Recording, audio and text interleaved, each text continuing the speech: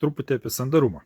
Karkasiniam name yra labai svarbi dalis namo sandarinimas, o kad jį teisingai išsandarinti reikia naudoti specialias juostas. Mes naudojam SIGA sistemą, tai parodysiu, kaip atrodo įvairių mazgų sandarinimas name.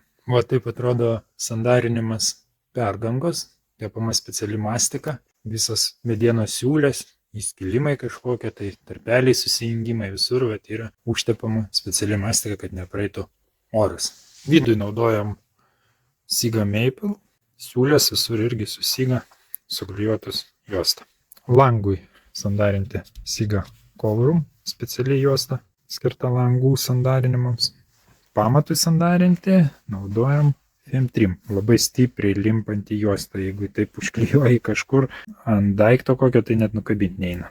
Visos skylutės praeinančios pro namą, tai yra vėdinimo angos šiuo atveju, irgi sandarinamas su juosta. Laidai po pamatų išeinantis. Labai svarbi dalis, tai yra nulinis grindų lygis, kaip sandarinama siena su grindimis. Pamatas klasiškai daromas minus 21 cm nuo nulinio grindų lygio, kuris maždaug ties šitą vietą. Į tą vietą užsipildo polistirolas ir betonuojasi paskui lygiai su langais. Tokia sistema naudojama daugiausiai dėl to, kad jinai neperšala, tai yra šalčių tiltelių joje nebelieka.